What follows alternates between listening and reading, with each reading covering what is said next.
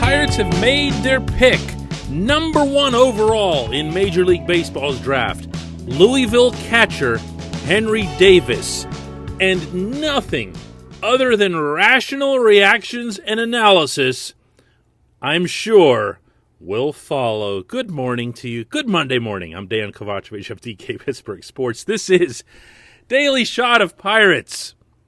Comes your way bright and early, whether you like it or not, every weekday morning. I also offer up daily shots of Steelers and Penguins, right where you found this. Davis is the guy.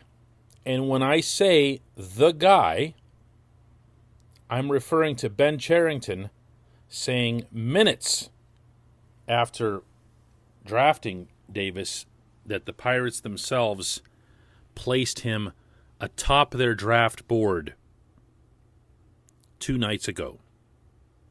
Now, why did Cherington publicly state several times yesterday on the day of the draft that the Pirates hadn't yet made up their minds?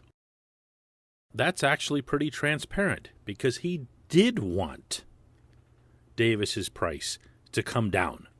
He did want to pay Davis less of a bonus so that the Pirates could invest more of their allotted total draft pool of $14.4 million into other prospects, into other kids that they'll not only draft but hope to coax away from going to college and to sign with them.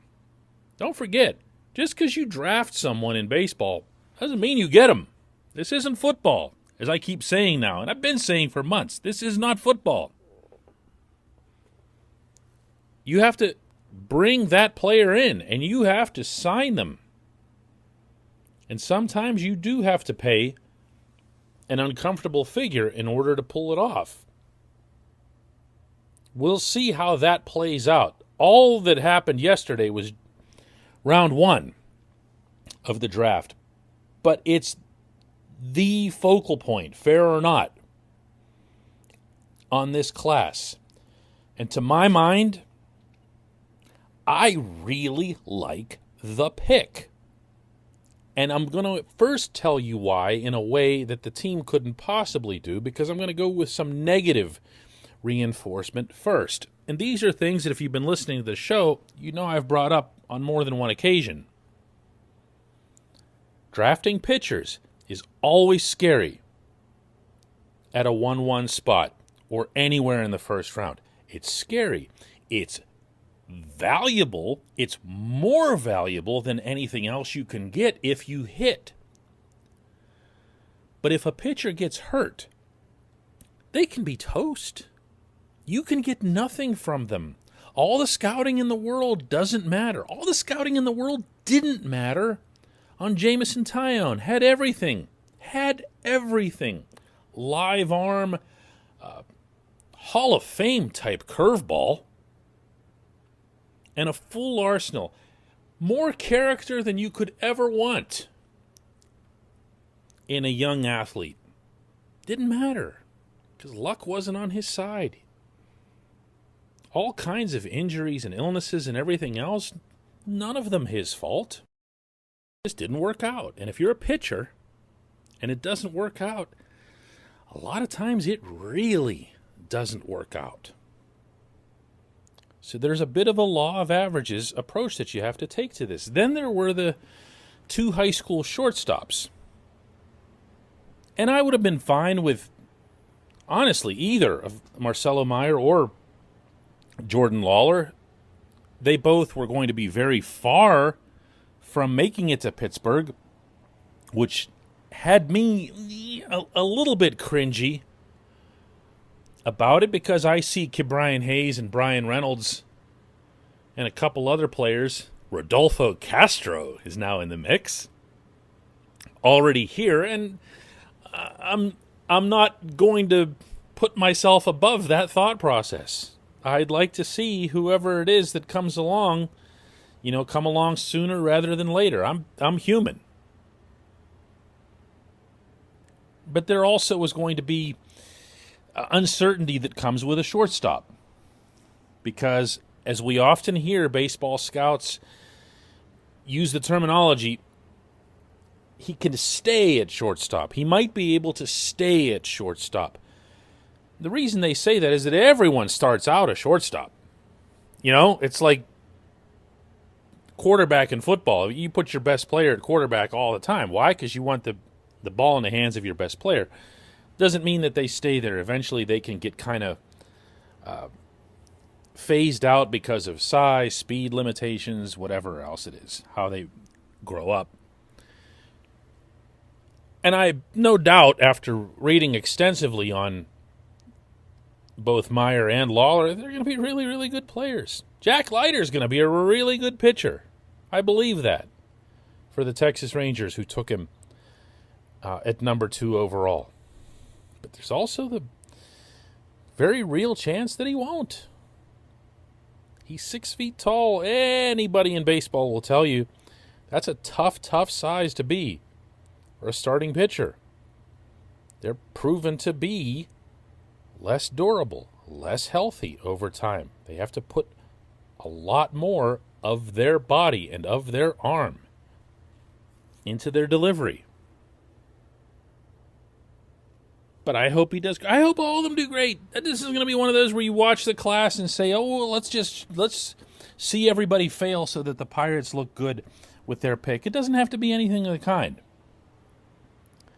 The Pirates got their guy, and they got him at their price. And for those of you who are new to this conversation, no, that doesn't mean that they're being cheap. It means that they're looking to spend the same amount of money, the maximum allotted, for the entire class, but to get more bang for that buck, which is, smart. Davis, to me, will be defined principally by his bat. The selection of Davis already, I believe, is defined by his bat. We've all heard and read, and I've talked about on this show, the arm that he's got. The baseball scouting scale runs from 20 to 80, and Davis's arm for a catcher is seen as a 70, which is extraordinary. That's some pretty rare air. He threw out 46% of everybody trying to run on him in Louisville. He's got work to do defensively, by every account. He's not a great defensive catcher, and by that I'm talking about all the little stuff that you see Jacob Stallings doing on a daily basis. Blocking pitches, game calling, and so forth. But he's got the personality for the latter, and he's got the physical ability for the former, so that's not seen as a concern. Then there's the bat. The offense that he showed is the thing that's going to jump out at me for a while. Batting .370 for Louisville, .486 on-base percentage. And yeah, some of these figures always sound outlandish when you hear them from high school or even the college ranks, but I'll put it another way. He was seen by the Pirates and by other teams as being the best bat in all of college baseball, meaning draft eligible. I'm going to say that again. The best bat in all of college baseball. Not the best bat among catchers, just the best bat. And one really fun way to view this draft and the one Ben Cherington conducted as his first with the Pirates last year is that this is now 2 years in a row that Cherington's come away with the best bat in all of college baseball with his top pick, including, of course, Nick Gonzalez. That to me feels real and solid and stable. Your hitters play every day. Your starting pitchers are every 5 days. Your hitters, they'll have some injuries and they'll be affected by it. Look at a guy like Gregory Polanco. I'm not saying that pitchers are the only ones that can have, career-damaging issues. It's just that it's way more common with pitchers. If you get these players as hitters, as reliable, solid, dependable, maybe star level, maybe everyday players, you just keep adding assets and you minimize, to an extent, risk. That's what this is about. For the millionth time, it's not about positions. It's not about, and Cherington reaffirmed this to us in his call last night. It's not about that the Pirates are really, really thin on catcher, even though they are organizationally. They have Andy Rodriguez in A-ball. They have Jacob Stallings in the bigs, and that is it. Okay? Doesn't matter. When you're drafting in baseball, you're just taking best player right down the line. Right down the line. The Pirates did that. They hope to do a lot more of it in the next 2 days and maybe spend overslot for some of these other guys to make sure that they can bring them in. In the short term, what has me the most upbeat, just in an intangible sense, is listening to how, well, first of all, here's Cherington talking a little bit about Davis. Really excited to select Henry with our first pick. He's obviously a really, really good college offensive performer, combination of control in the strike zone and power, and has really developed as a catcher in our estimation. Easy plus arm strength, gets a really good reputation at Louisville for how he's working with pitchers. Has really developed the blocking and receiving during his time there. And I think on top of all that, what we really are really excited about is just, as we've known him since high school, he's from the Westchester area, New York, seeing how much he has gotten better since then and continues to get better, and his desire to get better. And even, time we had around him recently, just how interested he is in finding new challenges and kind of pushing himself to get better, and how, he's really excited about that process.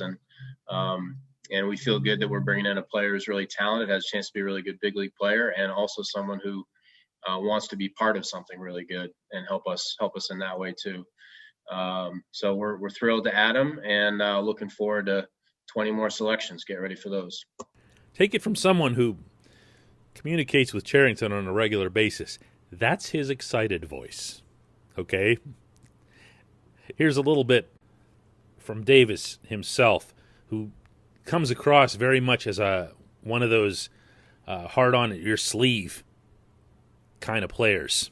Going there and meeting with all of them and everybody in the organization, it was clear they're all chasing the same thing, and they're chasing greatness for the Pirates, and they see the vision where they can be great, they can win World Series, and just being able to contribute a teeny bit to going towards that goal. I'm super excited. I'm ready to go. The Pirates got a good one, and they've put themselves in position to get maybe even a couple bonus good ones in this class over the next couple of days. No need to jump to any conclusions. Positive, negative, somewhere in between, neutral, I hate nutting, whatever else. Let it play out. Let it play out. When we come back, just one question.